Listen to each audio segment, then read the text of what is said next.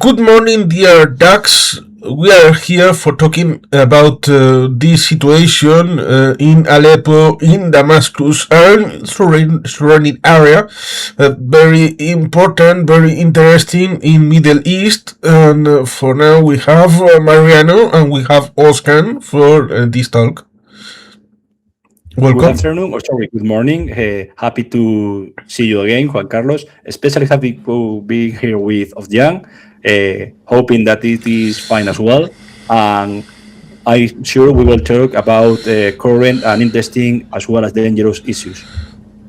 Yeah. Well, thank you, and good morning, everyone. It's always a pleasure to be hosted by Juan Carlos, and it is really nice to see you, Mariano. I can say I miss you. So we have to meet often. I can say more often than every time. My pleasure. We can recommend a new YouTube channel, The Third Current, that it's important to be subscribed.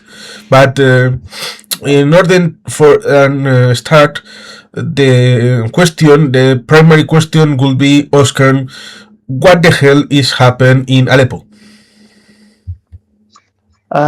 Well, it's a very general question. You know, what's happening in Aleppo right now is not something surprising to many people, and I'm one of them.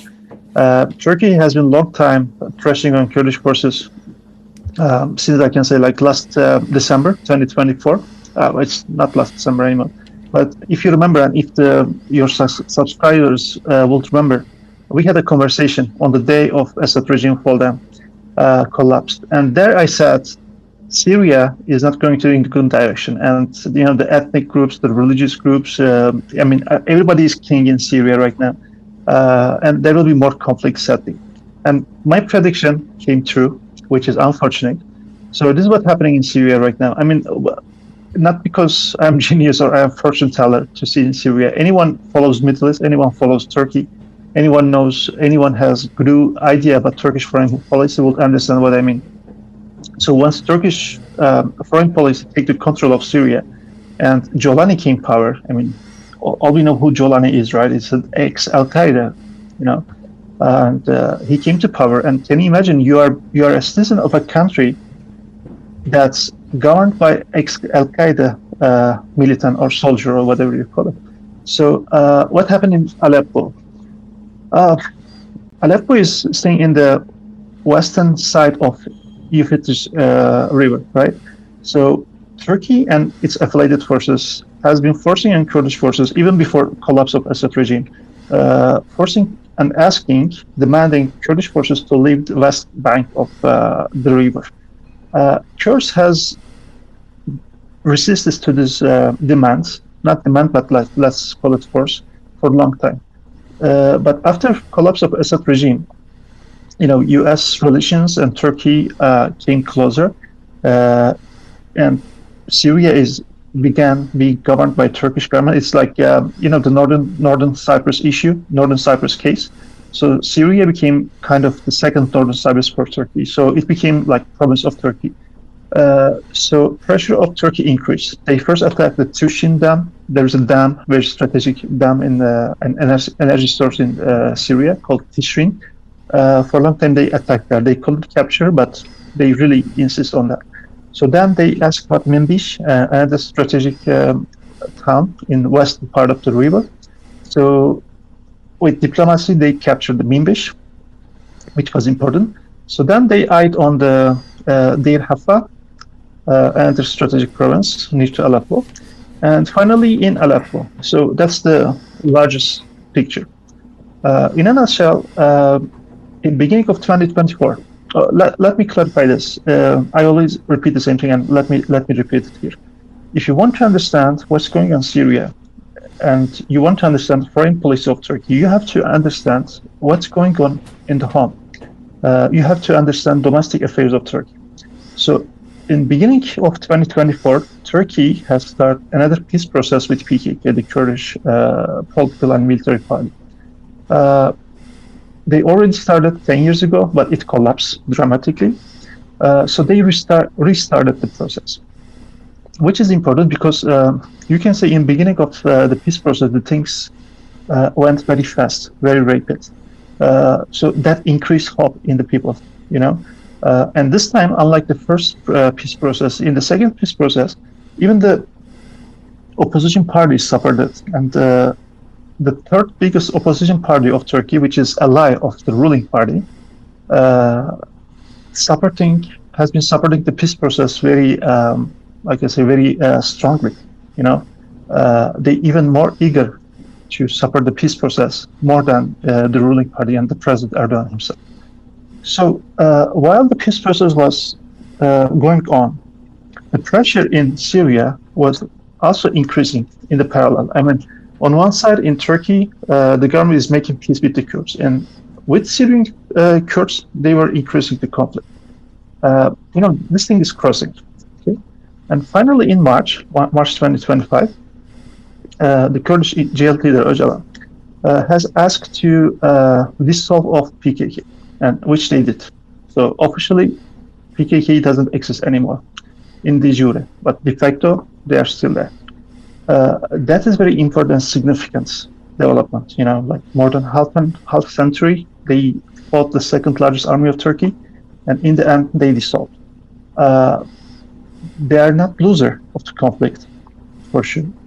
Because if you look at the other examples in the world, like in Spain, in Sri Lanka, in Ireland, the organizations like PKK either lost the war, or either they collapse or they dissolve themselves in a bad way. But in Turkey, it happened like in a positive way for PKK. Okay, so that's the basic timeline. And meanwhile, the Kurdish leader, jail leader Öcalan, has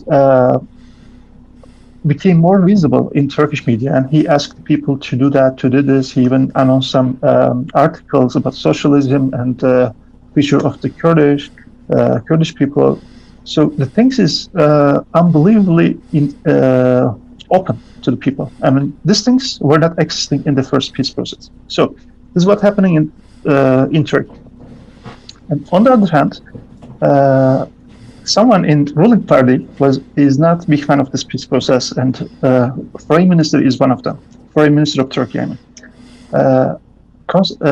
Very often Kurdish politicians, not only the opposition Kurdish, but also the Kurdish politicians from the ruling party, are kind of angry and upset to the Foreign Minister, and they blame him to be against the peace.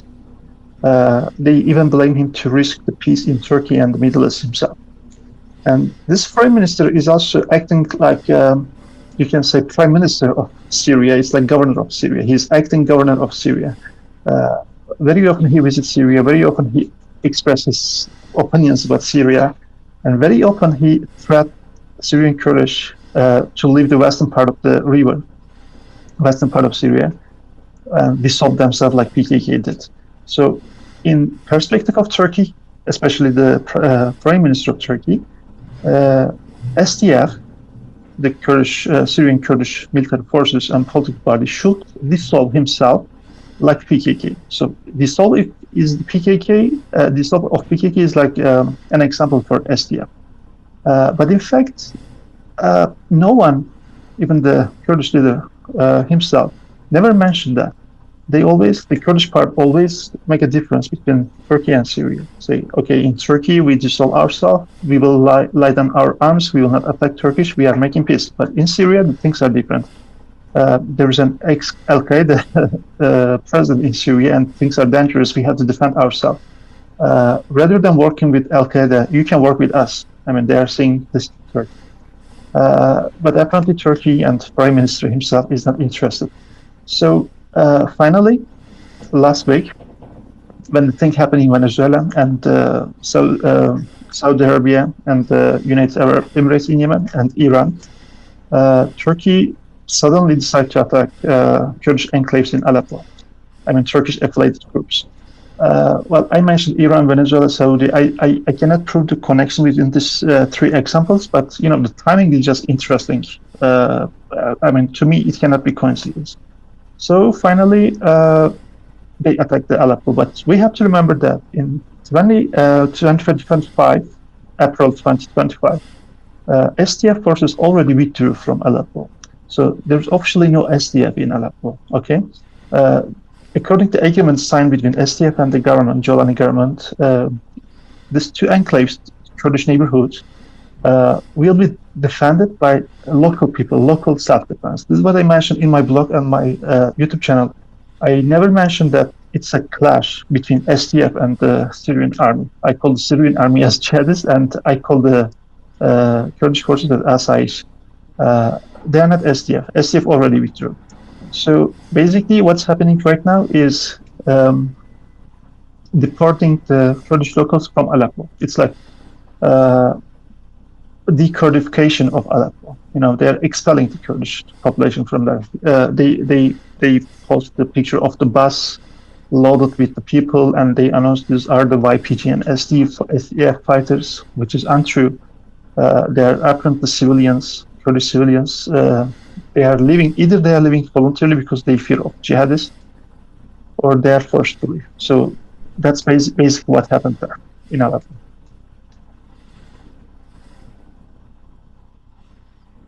I totally agree with Özcan. I have to say, just a minute, sorry, that you are absolutely right. We have an internal situation in Syria after the fall of the Assad dynasty, or the Ba'ath regime, about from 8 to 9 December 2024, and then the transitional government.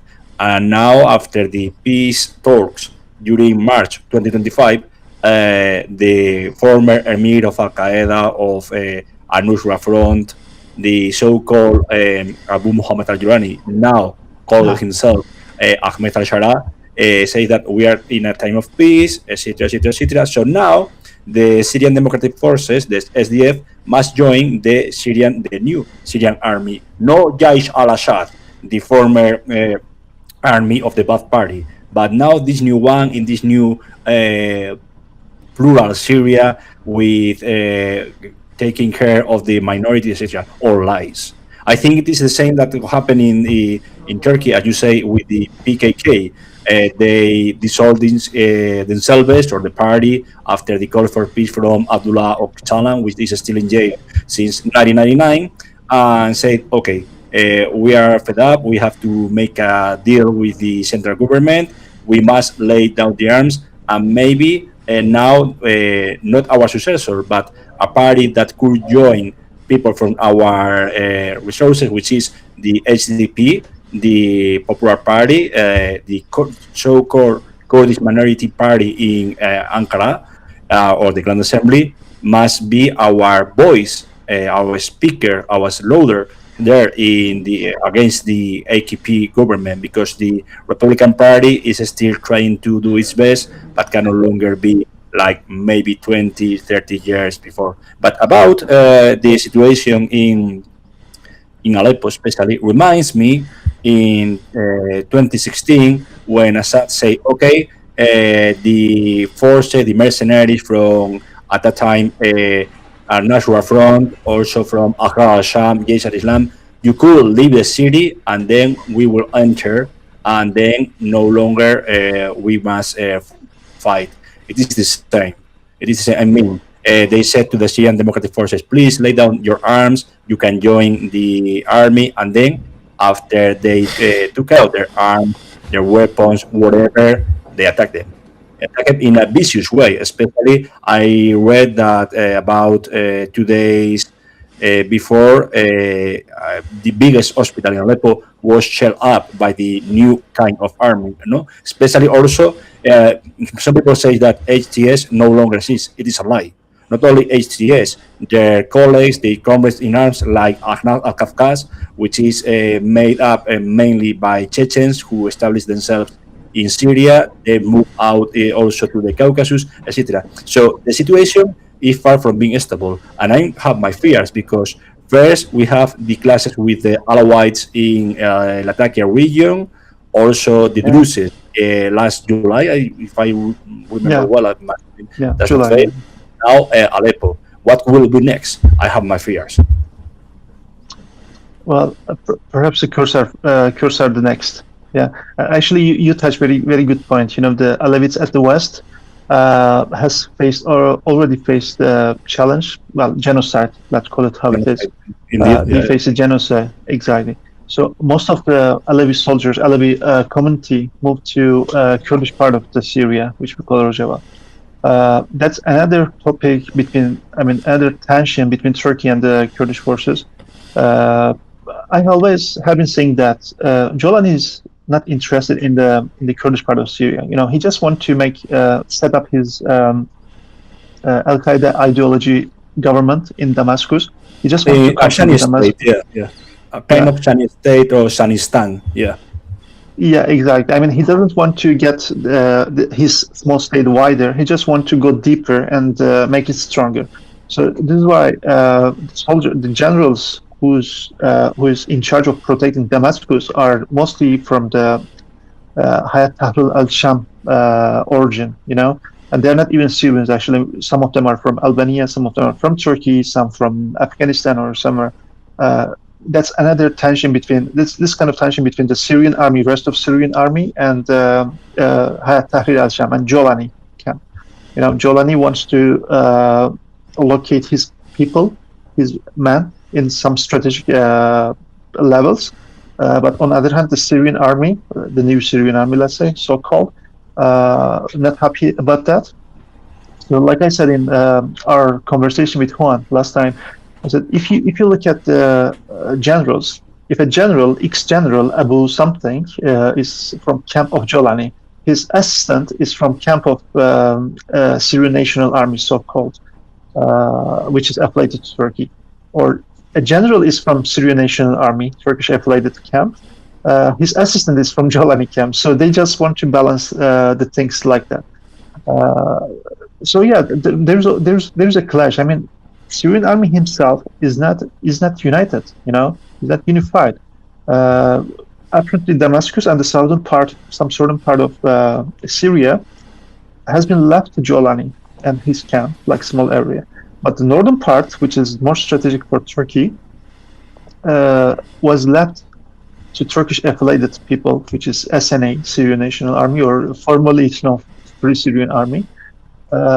This camp is more, in terms of ideology, it's closer to the Ikhwan al-Muslimin, like the Ikhwan, or how you pronounce it in Arabic, I don't know, like Muslim Brotherhood, which is center is in Egypt. On the other hand, Jolani camp, as we all know, is like more Salafi and more radical.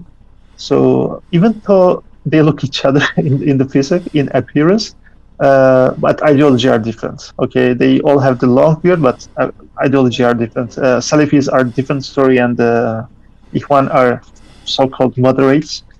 Both are radical, but in different way. In different way, with political order, of course. And also, you took an interesting point about the new Syrian army, because we have the old regime elements, especially those one linked to the Muhabarat, especially the Special Intelligence Service, which isn't disbanded even today. They took care to not fail like the Americans did in Iraq during 2003, when they disbanded all the army, all the Ba'ath Party, and also the intelligence service. So now they say, okay, you don't have a lot on your hands, supposedly, but you can enter the new Syria in order to help us to build a kind of new and bright future to the country.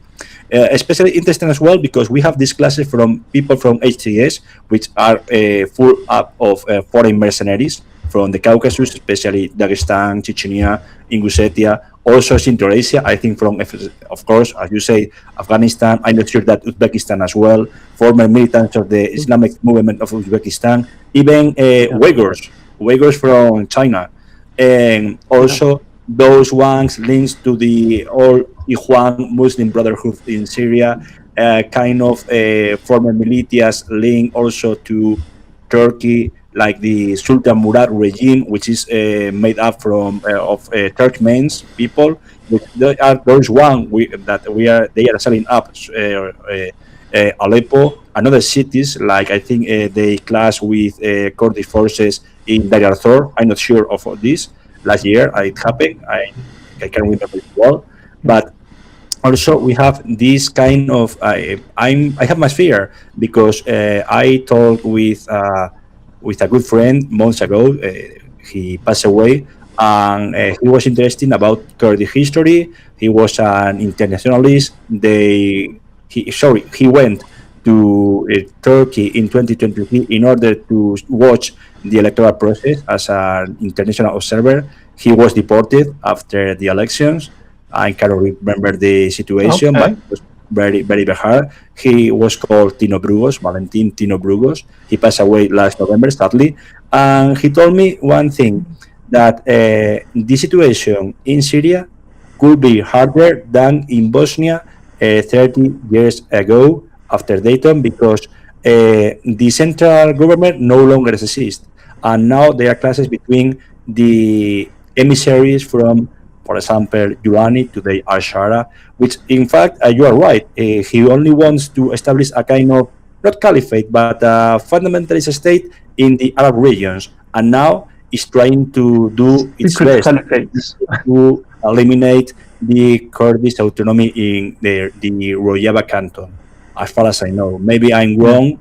Yeah. Maybe I'm not I know sure you're about right. this, but I have my fear, especially because now the sanctions has been lifted up against Syria after 13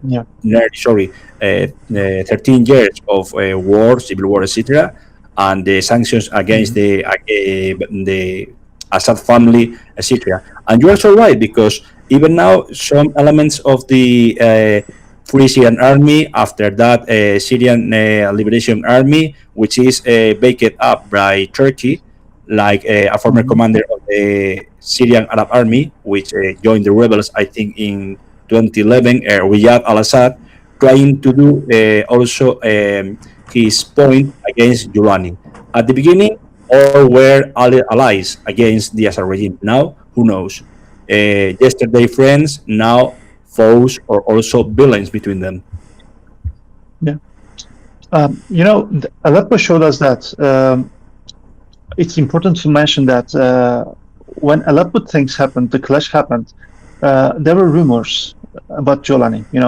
Some rumors were saying that Jolani, allegations, let's say, were saying that Jolani has been killed. There was a military coup in Damascus, or he was injured. He is in hospital in Turkey, and this kind of allegations were popular in social media last week. And there was a reason, because he didn't appear on media for more than 1 week.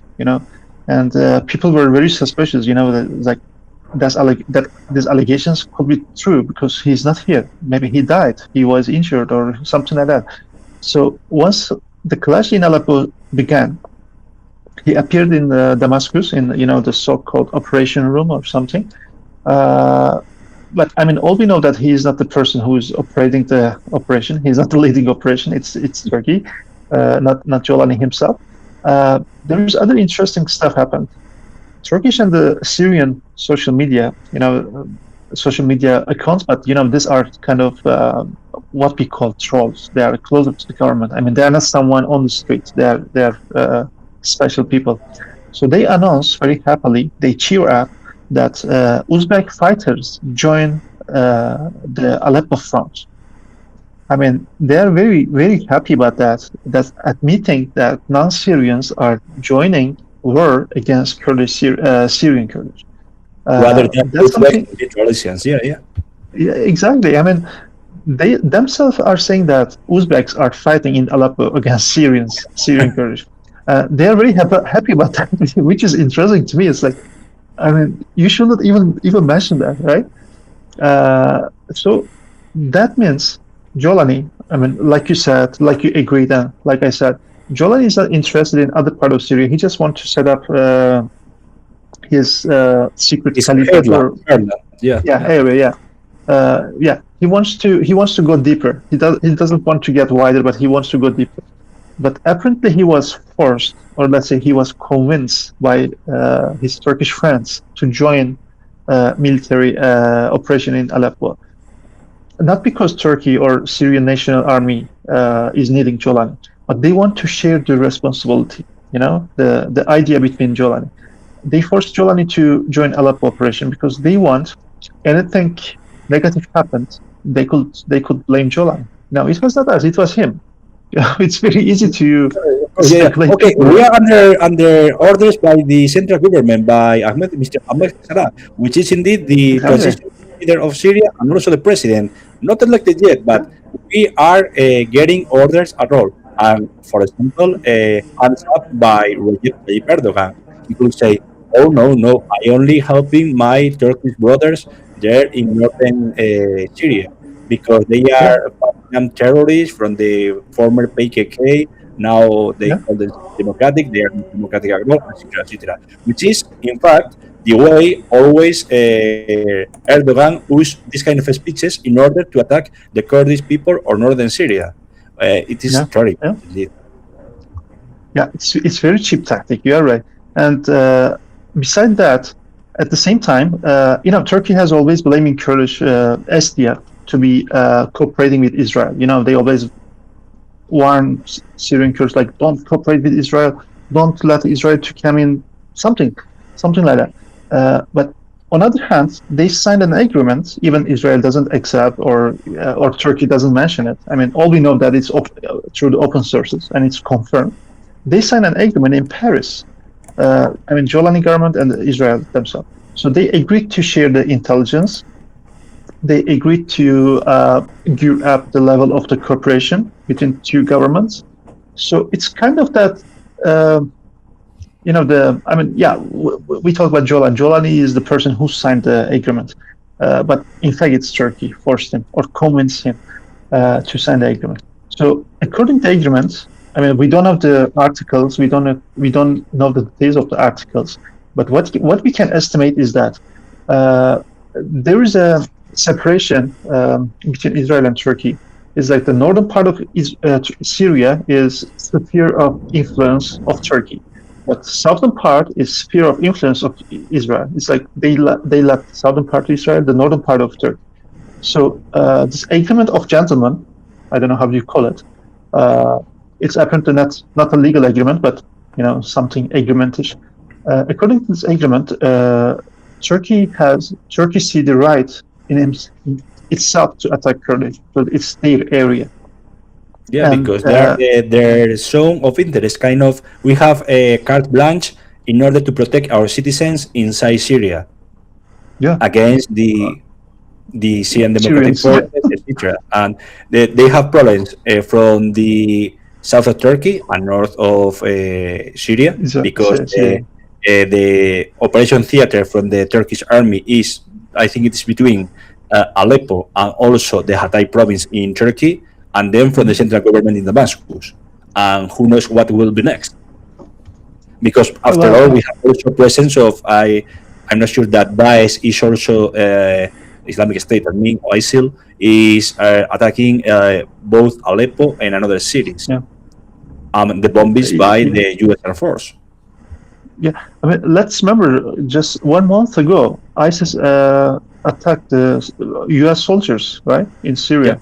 They attacked the U.S. soldiers, and apparently the clash between Syrian government and the Kurdish forces, ISIS is very happy, right? Of course.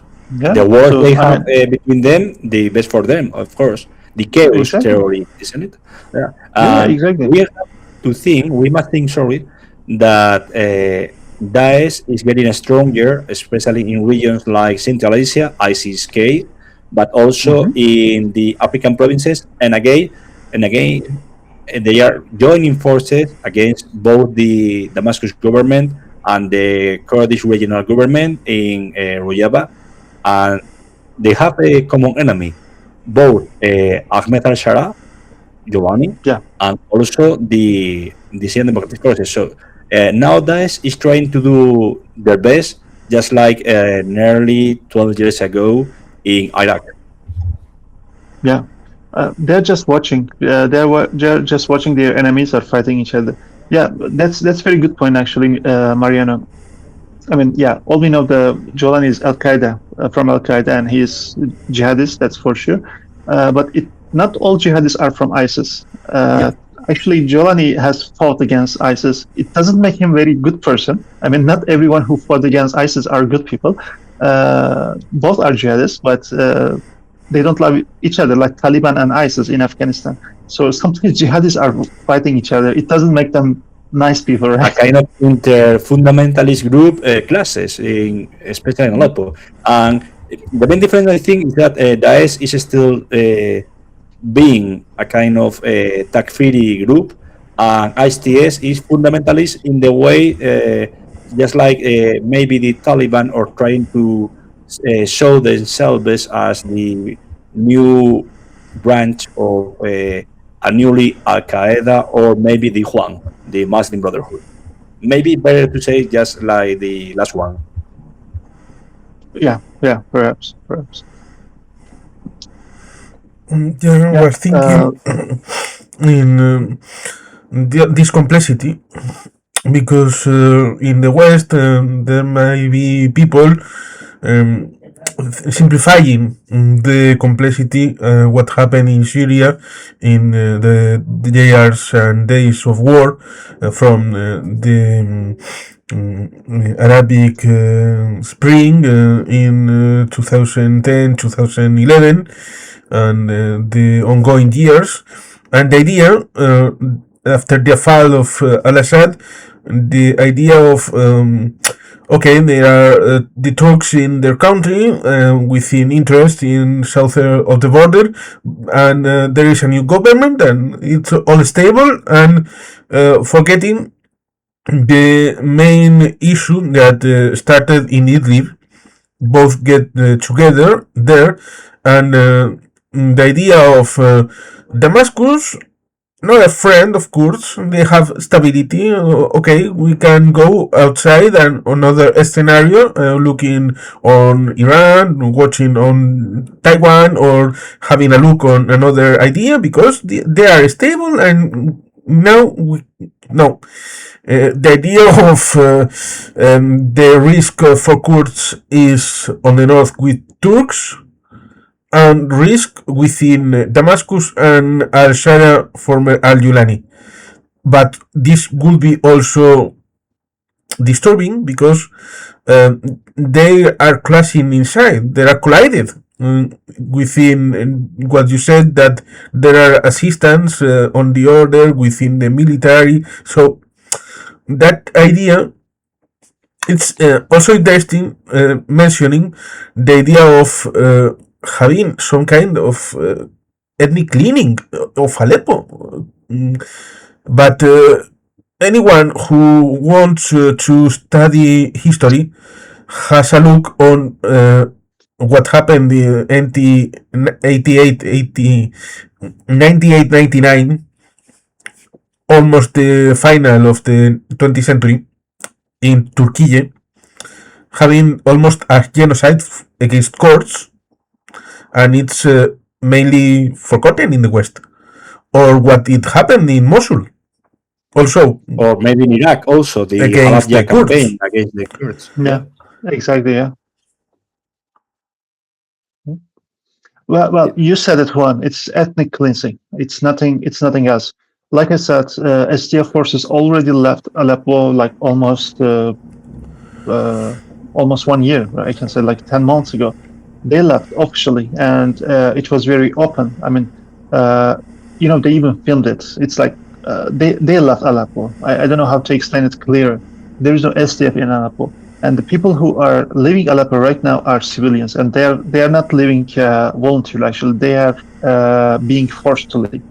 This is pure ethnic cleansing, and that is hypocrisy of Western countries. I can say hypocrisy of the world, because Kurds were defeating ISIS in Syria, not only in Syria, in Iraq as well, and in many parts of the world and Middle East. They defeat ISIS, and they protect the West from this radicalism. But in the end, like you said, they forget that, or they are just dismissing. They are ignoring. That is a shame. Honestly, that is a shame. They owe Kurds to. They owe Kurds because they defeat ISIS. But rather than showing their appreciation, they're just forgetting, and they're watching what's happening in Aleppo. That is really shame. That is really shame. Let me back to Israel issue. On one hand, Turkey is blaming Kurds to be cooperating with Israel. And on the other hand, they are signing agreements. And remember, Turkey is the first country signed, first Muslim country recognized Israel. One of the very first countries in the world even. That's another hypocrisy Kurds are facing. I mean, today it's confirmed that Kurds are not working with Israel. If you remember what happened in Suwaida last July with the Druze people, I mean, Israel saved them, right? They bombed the Jolani troops.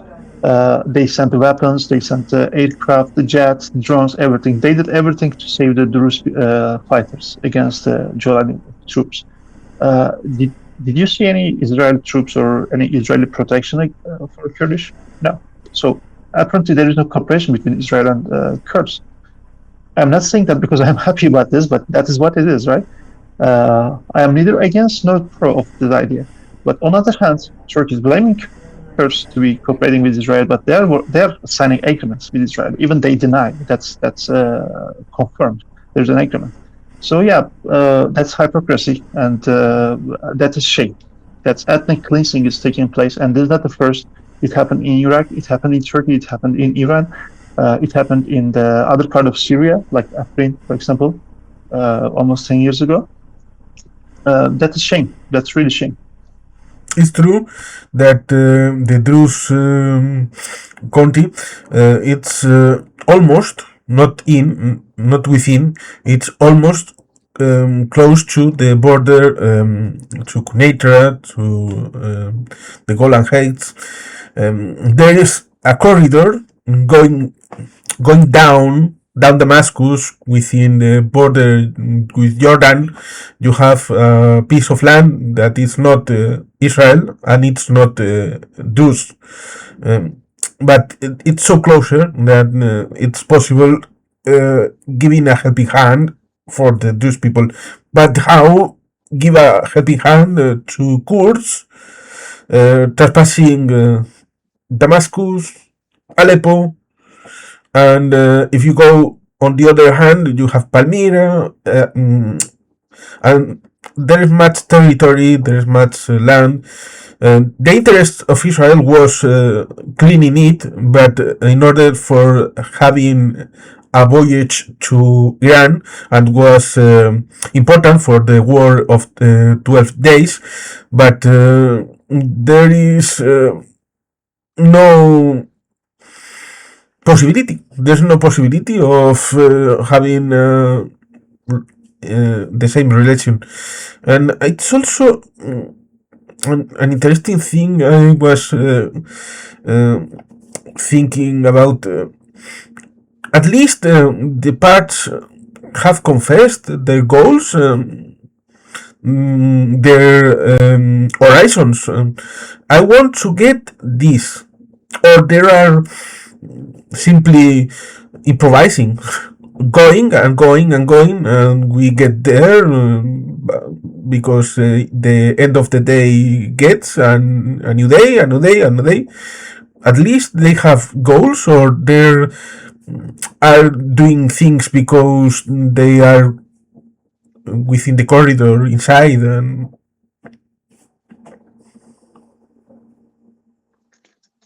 yeah, if I may add, I just want to remind you that what's happening in Aleppo is deportation. Like officially, it's deportation. They don't call it ethnic cleansing. I mean, the Jolani and jihadists and their masters are not calling it genocide or ethnic cleansing. They say we are fighting against like SDF or YPG, whatever. But remember, more than 1 century ago, what happened to Armenians in Turkey, right? They have been genocided, but today when you ask a Turkish government, they will say, no, we were just deported now. We didn't genocide them. So this is what's happening in Aleppo right now.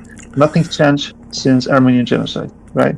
Regarding your... In 1915, 1916, now they told, there was a war, there was problem in wars.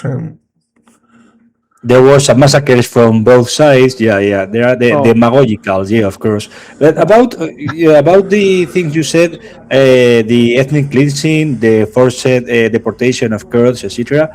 We must talk also about what happened in Iraq in 1988, the Al-Anfal campaign, the Kurdish genocidal campaign against the Kurds, especially in cities like Batman or Van, in the 1990s with the Kurdish Hezbollah. I mean, this Hezbollah linked to the deep state, etc. At that time, I think that the prime minister in Turkey was a woman, the only woman, Tansu Çiller. After that, the Green War based against attacking both Kurdish and Armenian peoples. But we have to talk about the situation of Kurdish in Iran, and also the intra-civil war that has an spillover from Iraq to Syria. Not that in 2014, I mean the civil war made up by Saddam to create clashes between the the Democratic Party of the Kurdistan. I think it is the the party of Sheikh. I don't remember Jalal Talabani. No, sorry, it was Maqsoud Barzani. Yeah, and the other hand we have the Patriotic Union of Kurdistan with Jalal Talabani, and this kind of civil war made up that a new actor appears, which is Ansar Islam. After that, the Islamic movement of the Kurdistan with Ali Bakr is the name maybe of the leader, Sheikh Ali Bakr. Yes. Yeah. And we have the same now in Syria. They are trying to get another fundamentalist in order to break up the defense of the Syrian Democratic Forces and try to make a genocide against these people again. Just like maybe like 1988, but without using the gas, using bombing, using storming, using the forced deportation. Social media. It's also shameful, and I'm ashamed being a European because the European Union is doing nothing, I have to say, in order to protect these Kurdish people, like maybe 30 years before with the no-fly zone in Iraq. Yeah, it is a shame that the day after Aleppo campaign started, European Union announced another cooperation with Syrian government, Jolani government. I mean, the day after they start attacking Aleppo, European Union proudly announced that they will support the Jolani government with the financial aid. That's a shame. I mean, European Union is another failure. It was dream of people, even in Turkey. Turkey has more than half century tried to be member of European Union, but today no one wants to be member of European Union. Just imagine how big failure it is. I mean, Turks don't want to be member of European Union anymore. I'm not talking about the government. I'm talking about people even. So even people, even for people, European Union is not popular anymore. So it is total failure. And regarding what you said, the cooperation between Kurds from in different countries. Surprisingly, as a Kurdish, I can say that. Surprisingly, I'm seeing a high level of cooperation between Kurds, like in Iraq, the Kurdish leaders in Iraq called Jolani, and I don't know what they talk about, but apparently they asked to stop the campaign, and they show they support the Syrian Kurds, and Syrian Kurds thank to them. I mean, there are two major Kurdish parties in Iraq, the KDP and the PUK. So both showed expressed their support to the Syrian Kurds, and they expressed that they are against what's happening in Aleppo. I guess they did their best to stop it, but their power and influence is limited. But that's a good sign for Kurds. It shows that they are getting more united. I don't know what will be effect on the ground, but that's a good sign for Kurds, I can say. Maybe the solid outcome of this cooperation will be Rosh Peshmergas. The Syrian Kurdish youth who escaped from Syria once the Syrian civil war began. They escaped from Syria to the Iraq's northern Iraq, and they trained by the KDP, and they call themselves as Rosh Peshmerga, like soldier of sun. if you translate to English. And it has been a conflict between Syrian and the Iraqi Kurds. KDP wants Rosh Peshmerga to be integrated to SDF. SDF denied that. But I guess the SDF is getting to conclusion that to accept Rosh Peshmerga into SDF. It seems the collaboration and relation between two parties are improving, and seems like they will accept it in the end. So that will be a solid impact of this Kurdish unification. Yeah, because by the way, now this collaboration with Peshmergas from Iraq, Syria, also Assyrians, I think, and there is a kind of militia made up from Assyrians in northern Mosul or Irbil, I cannot remember as well, that they are trying to help their brothers there in Syria. But the main thing now is, as you said before, the hypocrisy. I think the term is hypocrisy related to the European Union. We have the European Union councillors visiting Damascus, shaking hands with, well, only the men, not the women, with al-Shara, and saying, okay, the situation is going to be a good transition. What kind of good transition? My fear is a kind, and I'm very sorry about the term that I'm going to use, an Afghanization of Syria. Just like what happened with Hamid Karzai when, okay, everything is fine, Taliban no longer exists. Oh, what the hell? In less than 5 years after the departure of Karzai from the presidency, the country fell apart and went into the Taliban hands. Is that what we want for Syria after 13 bloody years of war? No, no longer. And the respect of the minorities must be a priority for the new government. That does not mean a kind of federalization of the country. It could be like maybe the lesser evil, sorry to say that, a kind of constitution like in Bosnia and Herzegovina. The worst way being like Lebanon, Iraq, which in my opinion, sorry to say that, they are kind of failed states. And I don't want to have Syria as another failed state. That's my opinion, of course.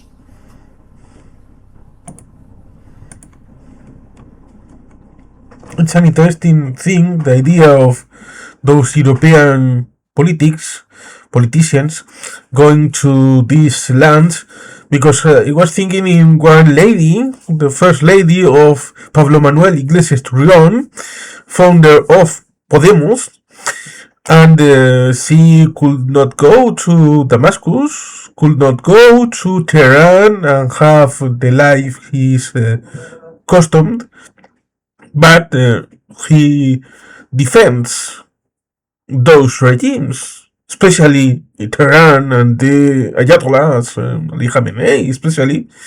It's very curious of those campism.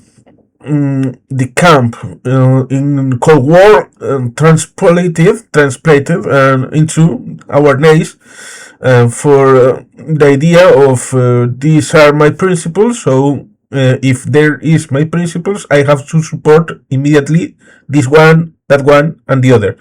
And this is curious because many women are fighting in Iran for freedom, and any feminist will say, oh, they are my women, I have to fight for them. But it's not, for sure, Kurdish women that were very good fighters in regimes, they had no support from European feminists. That's an ideological failure. Not at all, because of course, they are failures in what you are talking about, but especially some small groups, the Greens maybe, are joining up political forces with those brave women. It is sad because, in another way, the far left or kind of revolutionary party, which are represented in the European Parliament, says, oh, no longer. What is going on if the Iranian regime falls? Well, who knows? I'm not sure what could be tomorrow. Maybe I hope that not a civil war, but anything could be better rather than the Ayatollah. And also, that is not meaning that I'm supporting the return of the Pahlavi dynasty. The Iranian government must be what Iranian peoples or also their minorities want to be. On that side, I must say, Pahlavi as head of state, I would say why not? Because for sure, it must be said that father's faults are not hereditable. So the son is not responsible of the facts the father made. Of course, he is just guilty of all, but he has been a man who has been outside the country for nearly half of his life, and I have to say that is not anything about against him.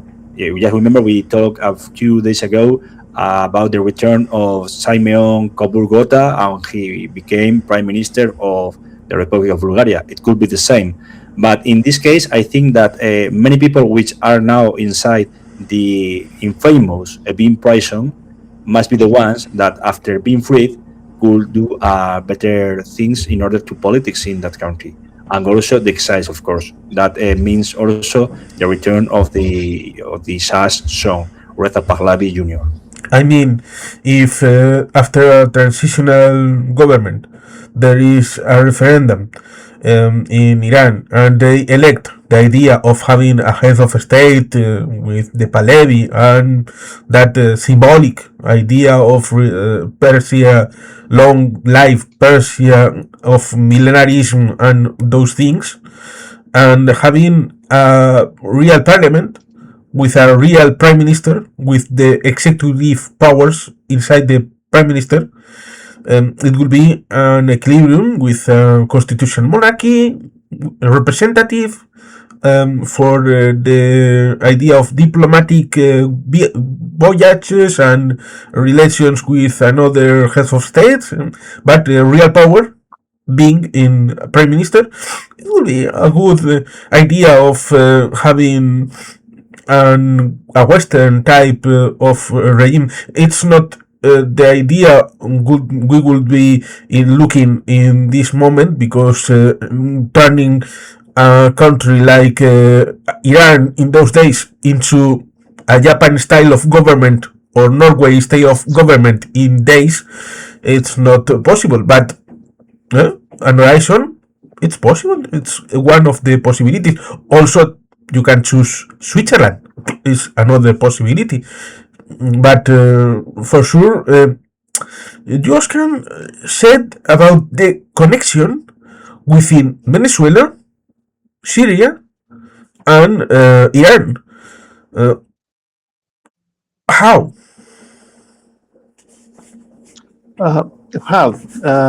Well, again, if you want to understand Turkish foreign policy, you have to know the domestic affairs of Turkey. So, in domestic affairs, the party and the leader who's ruling Turkey right now, known by his skills of estimating the, I'm trying to find the best words, he is very skilled to foresee the next moves of his friends and the enemies. I don't know if it's clear or not. But basically what I want to say is that he knows that the US and the world will be busy about Venezuela. Okay? And remember, Venezuela, the Maduro government, and Maduro himself was very close friend of him, of Turkish president. But in the end, he didn't show any interest to support him, right? When the things were. He even was like, no one told me that Maduro wants to come to Turkey. No one offered me, so I have no idea about that. I mean, that's what he said. Yeah. So the connection is that, yeah. The days before Christmas,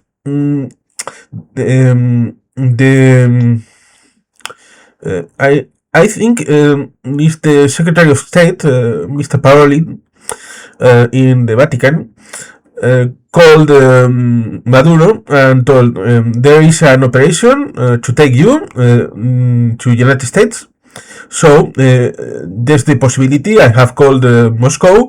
They have said yes. I know you have money in Turkey, so there is also the possibility you can go to Turkey, talk with Erdogan. This is your side.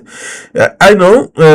On the other side, in parallel, what happened with Ismail Haniyeh, who died, the sons went to talk to Erdogan. There were $3,000 million, and Erdogan said to the children, no, that money don't go outside Turkey, so it remains. For sure, the money Maduro and the family has in Turkey is also on the same conditions. It's here. If you go here, you can join and enjoy the money here, but not outside. Parolin told about that idea. Go now because the operation is ongoing. There were clouds in Caracas, and there was also the bombing in Nigeria. So the focus was in other side.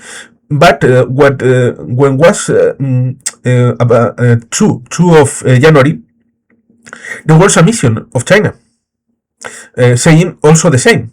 The diplomatic envoy of Chinese government telling Maduro, now it's true. They are going out now. This night they will come and take you to the United States. So go.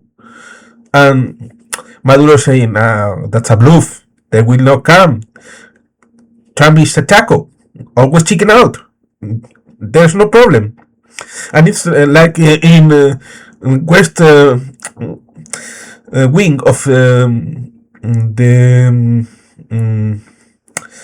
famous series, Martin Sheen, and so on. There was a chapter within Karl Malden with riots, and in that chapter they requested in one people with was in the river, oh God, send me signs for being saved. There was a radio speaking, you have to do this because riots will come. There was a boat, and the people say, no, I'm in God's hands. I will go outside. I will wait. And helicopter pass. Hey, I can help you. Oh no, I'm in God's hands. I will wait. The idea is the same. When this man of the parable goes to God and, hey, why didn't you help me? Hey, I send you a radio, I send you a boat, and I send you an helicopter. What the hell are you doing here? For Maduro, it's the same. I send you Parolin, I send you Erdogan, I send you the Chinese. What the hell are you in New York in a cell? And it's true. That happened. Yeah. I totally agree with you, but only there's a nuance. I don't think Maduro is believing in God. I mean, it's his business. I don't care about that, but I don't think he's believing in God.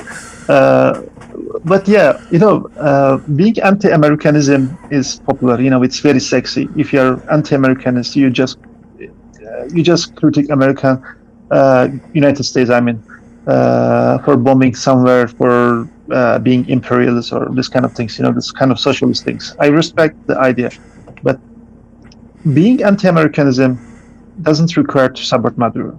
I mean, come on, I don't have to love him, okay? While Venezuelan people were starving, he came to Turkey, to Istanbul, and he ate $1 million, like very expensive meal in luxury restaurant with Salt Bay guy, He even filmed, he even posted on social media. The guy is failure, okay? I mean, most of socialist leaders are known being intellectual, right? You love them or you hate, doesn't matter. But they have an ideological level. Maduro doesn't have. I mean, he doesn't. Did he produce any ideology, or did he contribute to socialist ideology? I don't know. If you know, just let me know. He doesn't. He didn't, and he will never. You know. So people are fool themselves. You know, only because they hate America, they support Maduro. It doesn't make sense to me. I mean, Maduro is flirting with dictators, Middle Eastern dictators. You just mentioned Iran, Turkey, Russia. You know. I mean, I can find many reasons to not supporting Maduro, but I don't find any reason to support him. Only because he's against America, will I support? No, I will not do that. And regarding the connection between Syria and Venezuela, you know, Turkish president is easy to sell out his friends. Okay, he really he's very realistic. He's very Machiavellist politician. Okay, he is like Machiavelli of today, I can say. So he knows that he has interest in Middle East, in Palestine. He's in the competition with Israel right now, and he has to finish his job in Syria. So he didn't want to clash with the United States about Maduro. He just left it. You know, he just forgot about Maduro. He didn't even accept Maduro to come to Turkey. That's what happened apparently. So while people were busy about Maduro and what happened in Venezuela, it's also popular topic for many people. He said that's a good time to attack Aleppo. But beside that, I mean, that's the connection I can see. But beside that, there's another connection between Aleppo and geopolitical development, which is Saudi Arabia. Recently, Turkey and Saudi Arabia are getting very deeper in military and diplomatic relations. They even have a joint patrol in Yemen, water of Yemen. And you know what happened to United Arab Emirates? What happened? What did Saudi Arabia do to United Arab Emirates? And Turkey, Saudi, and Egypt are supporting Somali against Somaliland and the decision of Israel to reclaim Somaliland. These things are not directly affecting Aleppo, but indirectly they have impact. So when Turkey has this wind behind, wind of Venezuela and wind of Saudi, they decide to attack Aleppo. I mean, they didn't decide suddenly. They already got their plans ready. But when they see this developments, they decide to do that. And very interestingly, last week, actually a couple of days ago, one of Kurdish leader, Kurdish politician, talked to Kurdish media. And what he said is that he's a politician who was in the meeting with Jolani, you know, the, I don't know how you call it, peace process or agreement between SDF and the Jolani government. So he was one of the member of Kurdish diplomats. He said, while we are in meeting with Jolani, and everything was very good. You know, we were very close to reach an agreement with Jolani, and they accept our conditions, we accept the conditions. So 95% of the things done positively. But suddenly one of the Turkish diplomats, he didn't name it, what he said, one of Turkish diplomat, entered the room and asked a Syrian envoy to talk in different room, another room. So once the Syrian diplomat came back to room, they began to refusing everything, literally everything. So they left Damascus, the Kurdish diplomats left Damascus without reaching any agreements. And right after this meeting, Aleppo happened. So these are the details. I mean, we cannot confirm, we cannot verify this information. This is what we are hearing from social media and the mainstream media and the open sources. But as a person who follows Middle East, Turkey and Syria, what they are telling is totally making sense to me. That's totally. I mean, this is what I expect from Turkey and Syrian affairs. So yeah, Venezuelan connection is that, you know, world is busy about Venezuela and it's good time for Turkey. But more important than this, Saudi effect. Saudi effect is important. Yeah, let me add something about this European feminists. Actually, I disagree with you. European feminists are supporting Kurdish women. I mean, they really should express their support, especially the Basques. I mean, I have to be fair. The Basque parliaments, member of parliaments from Spain, Catalans, and Basque, and even Irish, this minority from Europe, they really expressed their support to Kurdish left and the women fighters.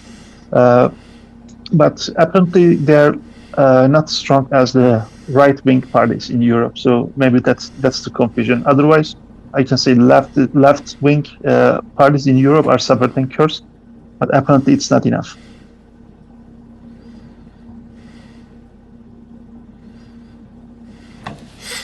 And the idea of this 16, there are 16 days in classes in Iran, no? Mariano? Yeah, sorry, 16, yeah? Days in classes in Iran. Sorry too much. In Iran, the ongoing uprising. Oh, yeah, uprising has been for 16 days, isn't it? Yeah. And by the way, as we talked yesterday with Paco and Juan Jose, the things came from long time ago.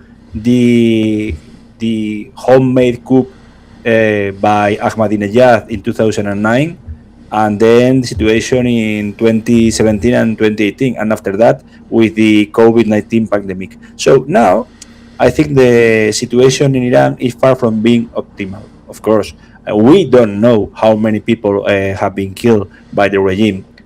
That means that the regime could fall. I'm not sure at all, because maybe Özcan and even yourself, Juan Carlos, could remember what happened in 2011 after the Day of Rage in Daraa, in central Syria, the uprising against the Bashar Assad dictatorship, the Ba'ath Party movement, etc.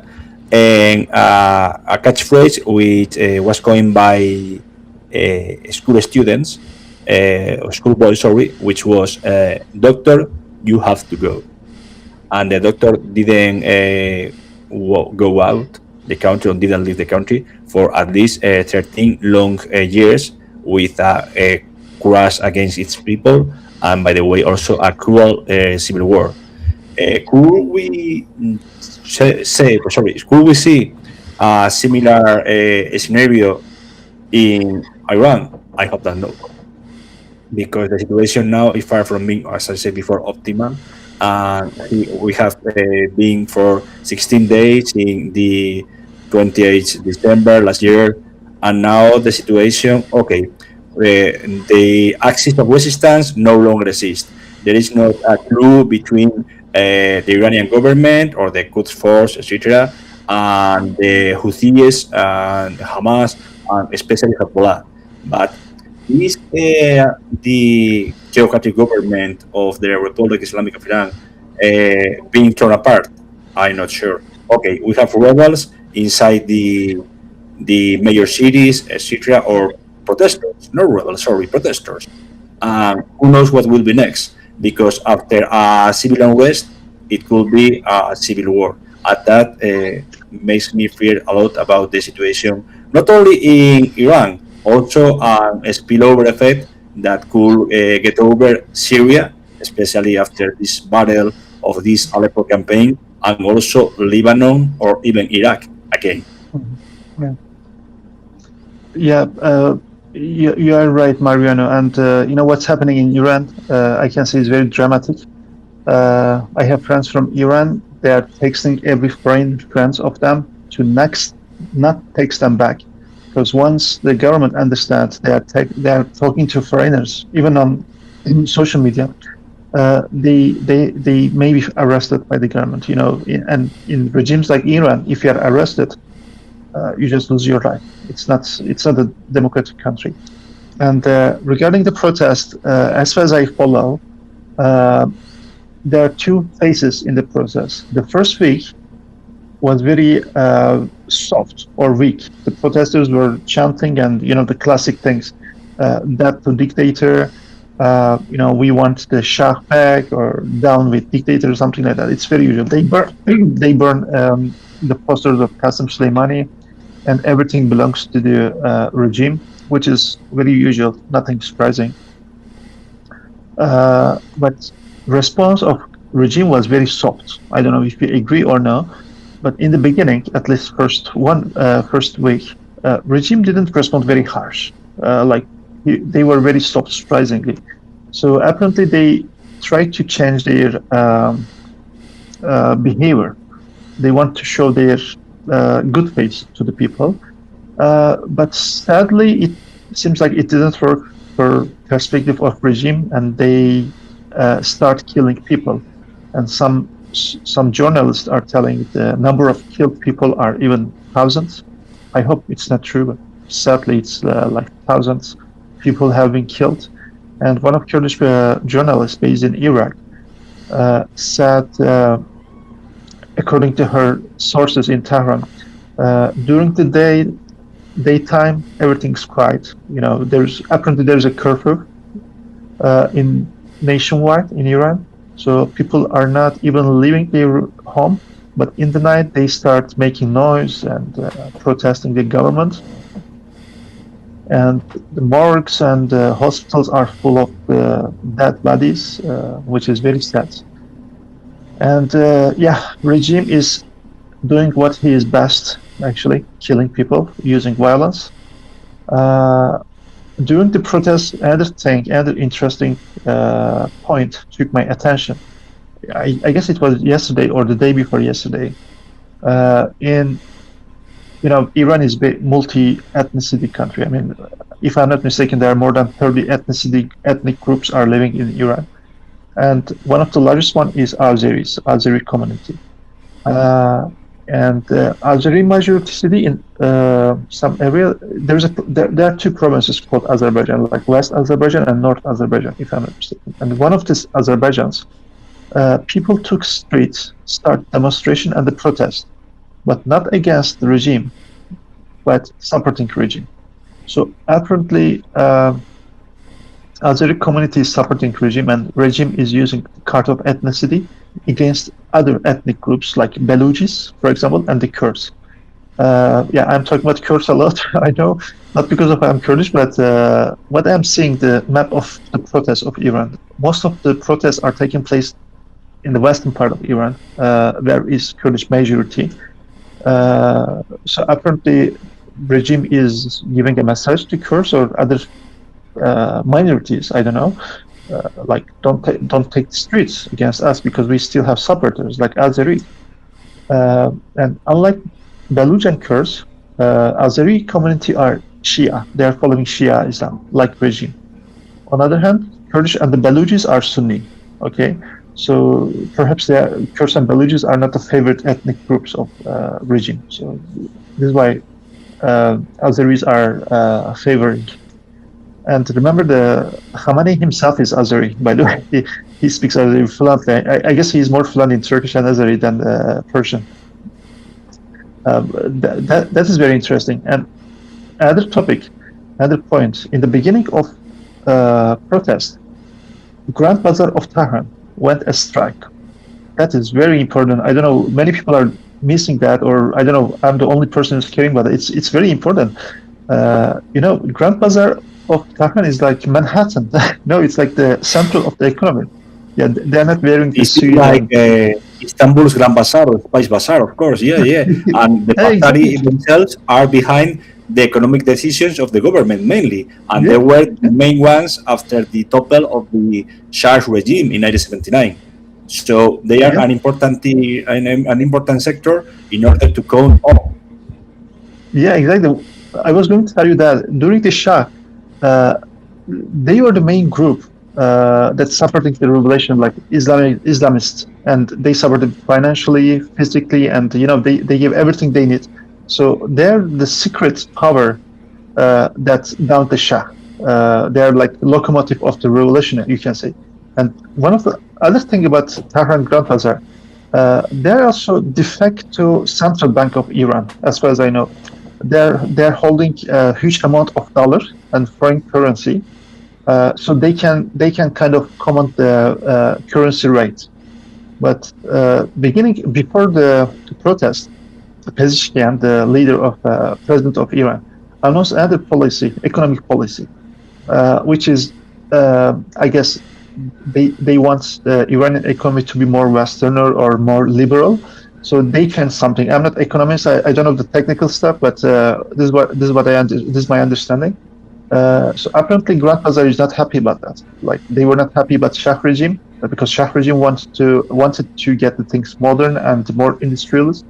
But Grand Bazaar resisted on that. They didn't want this, so they became against the Shah regime. So today, I mean last week actually, what happened is similar to that.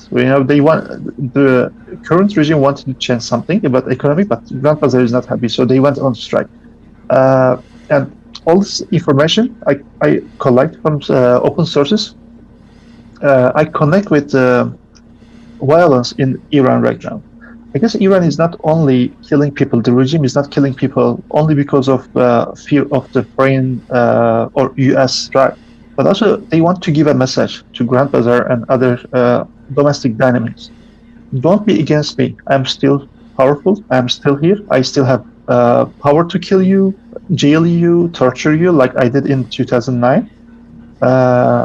I still have supporters like Azeris, Azeri community. Don't dare to turn against me. I guess that's the message of regime is giving to the local. So the reason that regime was very soft in the beginning of the protest and then became brutal, then became violent in the second week of the protest is that they are giving message to the local dynamics, my understanding.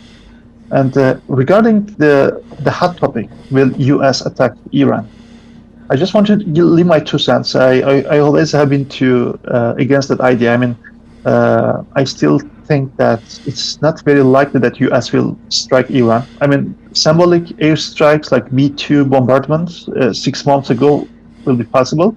But all we know, this kind of strikes are kind of symbolic. They are not even powerful. Yeah, they harm Iranian regime and their infrastructure. But if you want to destroy Iranian regime, you need something bigger and something like large military campaigns. So I don't think it will be. It is likely that US will attack. But at this point, I just want to ask your opinion. What do you think? You think US? I mean, Israel is for sure is very eager to attack Iran, but US doesn't show this eagerness. Agree, or you are expecting a military operation to Iran? It's In my opinion, sorry, you first, Juan Carlos, sorry.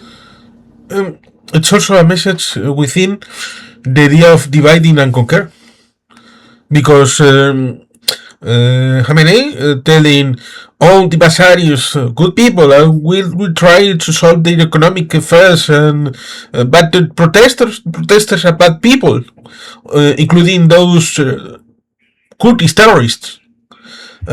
I could say the idea of who shot first, Guido or Han Solo.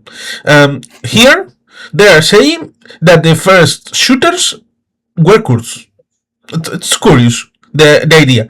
But if you put in the front the idea of what you told in Aleppo, the idea of having classes to expel Kurds outside in Iran, there is the possibility of saying, oh, there are terrorists, they attack first, so they are guilty, so we can't do anything because they started, and we are with free hands of doing what they are merciful on the idea. But the great government of Ali Khamenei wanted to do something with Bazaris. 1 million of Ottomans, 1 million. A few days ago there were €7. 7. Yesterday were €1. The transition of 1 million Ottomans, €1. What the hell? What the stupidity? For sure, the roots of this go to water, go to rice, go to the dams, goes to the salad water in those dams, goes to stupid agriculture, goes to stupid economic decisions, and that is what you can do any other way, because if you do in the other way, the regime is questioned. So how to put and it maybe is on that idea of soft protest, soft response, but without the possibility of resolving the roots of the classes. So classes go uprise, you go uprise the response, you kill people, and who knows what's next. It's just like the same as I said before in Syria. Bashar al-Assad, after the first riots beginning, not in the day of rage of March 15, 2011, that happens before, that begins with the topple first of Sinem Ben Ali, then Hosni Mubarak, then the campaign, the NATO campaign against Muammar al-Gaddafi, and then it appears to be a revolution, as it happens in Syria. So Assad said, okay, I dismiss the government, Nayar Shari government, I made new economic reforms. No longer the state of emergency is going on, is going everywhere. I live up. And by the way, I raise the salaries from mainly €5 to 10. So in the macroeconomic trend, it doesn't work. It didn't work. Sorry. It is the same kind of things in Iran, especially with the macroeconomic trend. After the death of the leader of the revolution, Ruhollah Khomeini, and then the accession of Ali Khamenei, the president of Iran was a reformist. Then we have Mohammad Khatami, but also the other president, I can't remember the name, which was linked to the Pasaris. So it begins to open the iron fist for economic, not political reforms. In this case, the name was, I can't remember now clearly, Akbar Hashemi Rafsanjani, which supposedly was killed by the regime about 10 years ago because he suffered a kind of strange heart attack because he was in a good health, even if he was about 82, 83 years old. And after these reforms, okay, the trends went over the neoliberal, just like in Chile with the Chicago Boys, etc. And then the society not become richer, they became poorer. And then also the economic balance due to the adventure in other countries, just mainly Syria, just also the funds for Hamas, Hezbollah, and the Houthis, starting just not in 2023 after October 7 attacks. No, that began, I think, in the case of Yemen in 2004, also in Afghanistan, and that cost for the public treasure about $1 billion per year.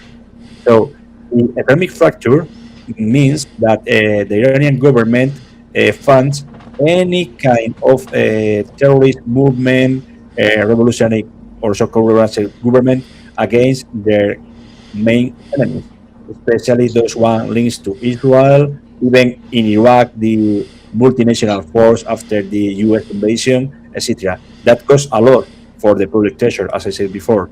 And now they must deal with that. And the oil and even the industrial infrastructure are no longer capable to make economic growth inside the country, especially since yesterday with the new sanctions made up by the Trump administrations against not only Iran, also to the countries dealing with Iran. Yeah. Also, the oil price and the gas price in the international markets are dropping, right? That should be very bad news about for Iran's economy. Yeah, especially those one in Bandar Abbas, because Bandar Abbas supposedly the main port city was taken by the protesters or rebels. Yeah. Yeah, there's another city, Ilam, again a Kurdish city of Iran, has been under control of protesters. That's, I mean, again, the first week of the protest, first week of the demonstration nationwide, when the regime was very soft. But apparently they also commit a massacre in Iran as well. God knows how many people have been killed by your regime. Yeah. So yeah, actually, I don't know if you agree or no.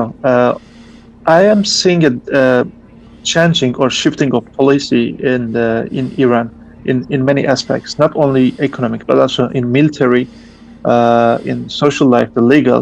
For example, in the military, Iranian regime lost its proxies. Right, there is no Hamas, there is no Hezbollah, there is no. Yeah, the people in Iraq are not in Iraq, exactly, or the Popular Mobilization Forces. Yeah. So they don't exist anymore. Even they exist, I mean, they are not helping Iran anymore. So Iran, and no longer also Venezuela as well. Now they only could it only remains Russia, and Russia it is not a good kind of ally, as we know, like it just happened in Syria. Yeah, I mean, you never trust Russia in international relations. Neither Russia, neither China. Yeah, exactly. So Iran is changing the military doctrine, right? There is no proxies anymore. They don't rely on the proxy warfare. So now they are purchasing aircraft from Russia, like Sukhoi 35, and they want to buy from China J-17 or J-10 aircraft. Helicopters from Russia, Mi-24, of course. Yeah, the Hind. From India, and they are interested to buy some air defense system ADS from China as well. Some sources they already mounted in the Kermanshah, the western part of Iran, some Chinese made air defense. So proxies of Iran has been called as Octopus, right? Arms of Octopus. So now there is no Octopus, but Iran is getting a turtle. He closed himself. From Octopus to turtle. So Iran is closing himself. They are closing up themselves because they want to protect themselves. They cannot rely on inside the regime over and over.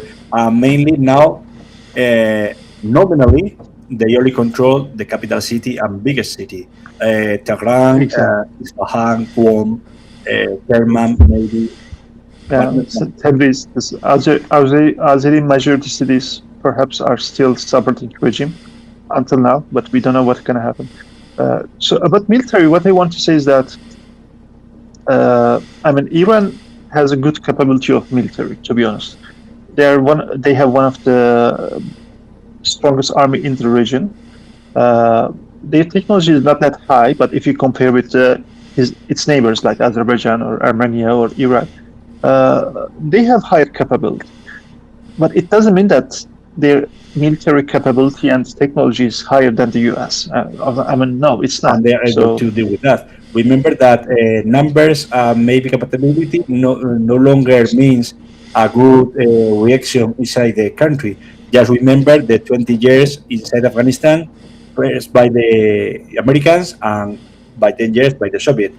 Superior manpower does not mean that they could prevail, and that could happen as well in Iran. That happened in Syria. We have, as they say in Syria, our biggest army in the region. When the IRGC left the country, when Hezbollah no longer fought for them, and Russia goes again, they topple the castle. Yeah, I totally agree. This is what I was going to tell you. So we can say that Iran is not relying on his military technology, right? They cannot rely.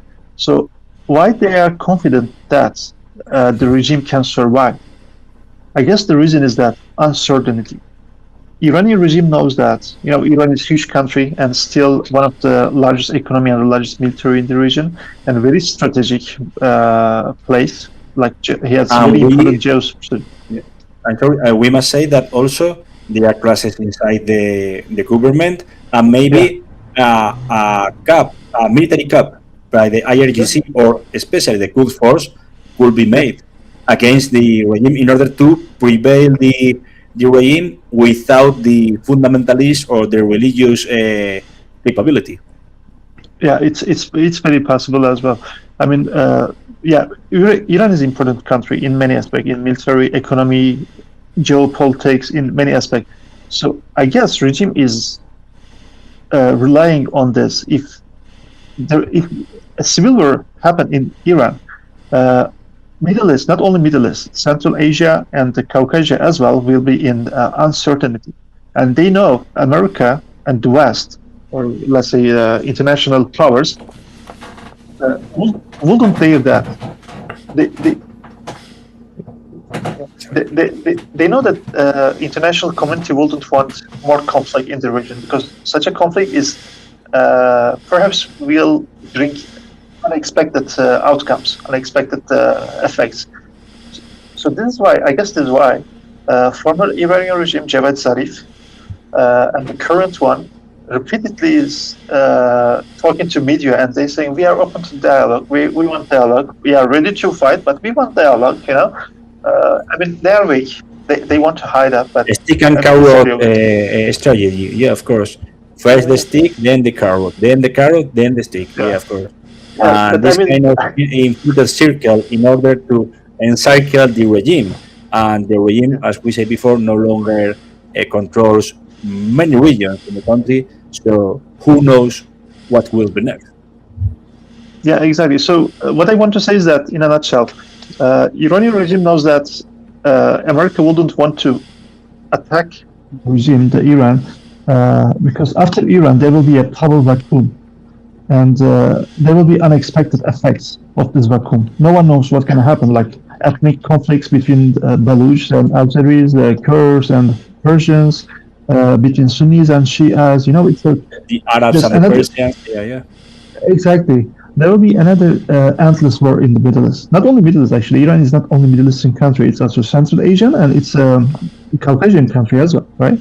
Not only Middle East. So there will be very unexpected outcomes. So regime knows that. Maybe that's the reason they are very confident that US will not attack them. My humble opinion. I don't know what you disagree or agree. So more than military capability, they rely on this geostrategic geolocation and ethnic structure of the country. I totally agree with you. Yeah, of course, I totally agree with you. Yeah. So sometimes it helps you, right? Like they say, geography is your destiny. Yeah, and also the geography is a weapon in any case, of course. Yeah, exactly. Well, I can say Turkey is following the same steps. Committing genocide against Armenians and Turks and other Greeks, but still survive and still Bulgarians, etc. And now they are moving from, as you said before, no longer the European Union, but now they fall apart into the Miligoruz with Najmatin Erbakan, and now with Erdogan it is the neo-Ottomanism, I think. Yeah, and next we don't know what's gonna happen. Who knows exactly? Yeah. Kind of Erdoganism, of course. Yeah. It's true that geography is a weapon, because how to explain the main citizens of Iran are living on land, not in the mountains in the north, not within the sea in the south, and they're in their voyages on summer or winter.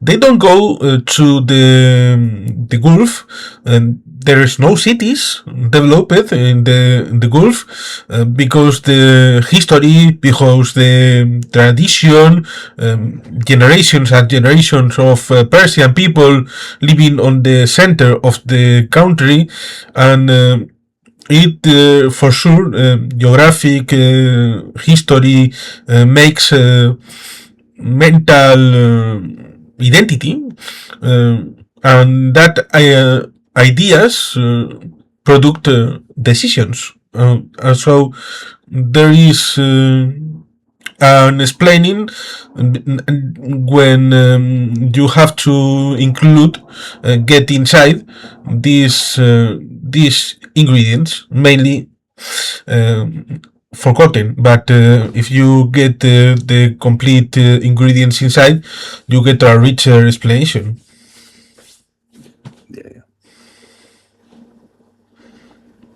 So for sure, how can we get this scenario within Lebanon, what happens in Lebanon, because the Security Council in 2006, 20 years ago, saying, the Lebanese government has to decommission the weapons of Hezbollah. No one did until now, until these moments. And the idea of Lebanon, Syria, Iraq, they had elections. Yeah. I don't know if there is a chaotic government or it's an elected government. And the idea of Iran, the former road from Tehran to Beirut, going and the weapons, the anything, is broken. But being broken is not a solution of stabilizing the region. So, what's next? Who knows what could be next? Because in any cases, the situation in Lebanon with this new president, which it has not political authority, but it is a kind of new wave of movements against Hezbollah. Hezbollah is no longer the state within the state, is being fragile after the killing of first of Hassan Nasrallah, next month Hussein Badruddin, etc. And now we don't have this axis of victory, and who could be next? We have the situation in Iraq after the election. Supposedly, the incumbent prime minister will be again inside the government. We have the situation in Syria, which is horrible, as we say with Özcan, of course. After the Aleppo, so-called Aleppo campaign, a fundamentalist government between Europe and its master in Saudi Arabia, because they are following steps made up by Saudi Arabia and also by the United Arab Emirates. The clashes between these two countries, United Arab Emirates and Saudi Arabia, in order to prevail over Yemen, I would say about 1 week before. And now, who could happen when Iran, a country of nearly 90 million people, is being isolated, just like today's North Korea? What could be next? Who knows? And the situation is far from being optimal. Even if now, say people, okay, the topple of the Islamic Republic, but yeah, okay, the breakdown, the fall of the Islamic Republic, what could it be tomorrow? Another fundamental state? A state within a state or controlled by foreign powers, by a military dictatorship under the Quds Force, Ismail Ghani as the new president or leader of the Iranian Republic. Who knows? I think I have an idea, but what is next? I mean, I'm not sure, but I guess next will be Mediterranean Sea. The agreement between this, Cyprus, Greece, Israel, is including Lebanon as well, right? Lebanon signed kind of agreement with them. It's not like joining this pact, but I guess like friendship agreement. I don't know the details of the agreement, honestly, but all I know that the signing agreement made Turkey very angry. Lebanon is changing. Hezbollah is not a game maker in Lebanon anymore. They don't have military power, but they are still a political power. They will be strong in the parliament, but they won't be able to shoot Israel border anymore. So Saudi effect in Lebanon could be game changer because they are founding Lebanese government, Lebanese army, like with huge funds, huge budgets. So far, they didn't see any outcome. So far, they didn't see any positive or I can say like impact. But apparently, Saudi is rising power in Middle East, right? With Mohammed bin Salman, of course. Yeah, Mohammed bin Salman. I mean, they crashed United Arab Emirates in Yemen, which is very surprising. I mean, I was talking to my friends. I was like, okay, Saudi is rising power. They are stronger than United Arab Emirates. But what happened in Yemen was totally surprising for me. I'm not expert of this area, of this region, but I am very surprised and kind of impressed that Saudi Arabia crashed United Arab Emirates in a short time, like less than 2 weeks. They forced the United Arab Emirates to leave Yemen. Was fantastic, fantastic job in perspective of Saudi. So yeah, perhaps United Arab Emirates, UAE will not challenge Saudi anymore, or maybe they will. They are challenging in Sudan right now. Even today, they started a campaign In Somaliland as well. In Somaliland as well, exactly. But I don't know. Will Emirates and Saudi will find a common point? They will be friends again, like they will be working together. I would say yes, because I remember what happened to Qatar. You know, Qatar has been isolated by all the and the blockade between 2017 to maybe after the Abraham Accords in 2020, 2021. It was a area state, for at least 4 years. Yeah, Turkey and Iran saved Qatar, mostly Turkey, of course. But no one is remembering what happened to Qatar right now. So Qatar is member of GCC, and apparently they have better relation with Saudi Arabia right now.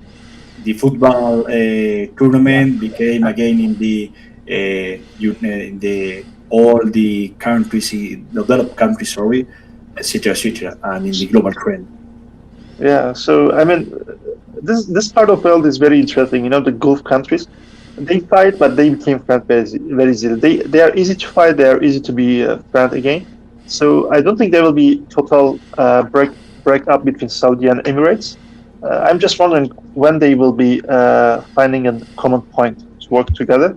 Will it be Somaliland? Will Saudi change his stance against Turkey, or will Emirates change his stance against Turkey and Egypt? It is. I'm just wondering, but yeah, like you say, Somaliland is interesting as well. Let's see. I mean, this part of the world, Middle East loves the power. Whoever is more powerful, other actors will suffer. So yeah, to be back to the topic, I guess the Mediterranean will be next checkboard between Yeah, you told Cyprus, and we talked about Cyprus as a scenario of possibilities in our talk before. So, how can we close this talk?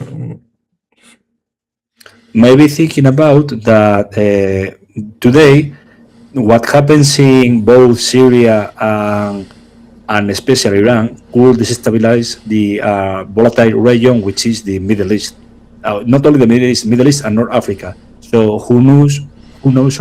What could be next? And by the way, we must be maybe know that anything that happens even far from the European countries could have an impact in all the social states, the economy, etc.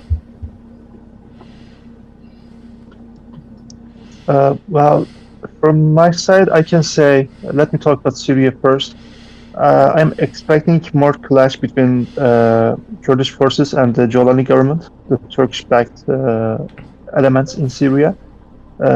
Today, they asked Kurdish forces to leave western part of the river, and tomorrow they will ask to leave eastern part, and then they will ask Kurds to leave Syria, and they will ask Kurds to leave Middle East even. You don't know where they and how they will stop. Perhaps they will not gonna stop. And the peace process in Turkey within PKK and Turkish government seems to be a time-gaining plan of Turkish government, which we saw in Astana talks between Turkey, Russia, and Iran. Turkey successful kept the jihadist elements in Idlib, and they protected against Russians and Iran, which is the biggest mistake of Putin. So in the end, they found opportunity and they occupied all the Syria. Now they are controlling all the Syria. So perhaps Turkey followed the same tactic, same strategy with Kurds. They start a peace process. They stop the war. They freeze the war with Kurds. But when they found an opportunity, they attack Kurds in Syria, which is Aleppo. So I'm expecting more clash and more bloody days, unfortunately, in Syria. And I'm not very positive, very hopeful about the peace process, unfortunately. And in Iran, I guess, protests are always happening in Iran. This protest, one of the harshest one, and thousands of people died, apparently, which is sad. But the regime is still strong, and I think they still have time to lead in this world. Their collapse is not immediate, I can say. And I'm not expecting a military operation against Iran. That's a huge decision. Iran is still very important. It's a transcontinent country. That it will be very big shock in terms of geopolitics. You have to calculate every single thing when you attack a country like Iran. It's not an overnight job. So I think regime is benefiting from that fact. So they are not. Of course, they are getting closer to be collapsed, but it's not that close. It's not that immediate, I can say. Okay, thank you. And of course, thank you of the people watching. And in order to be honest, we shall be back. We will. We will. Yeah.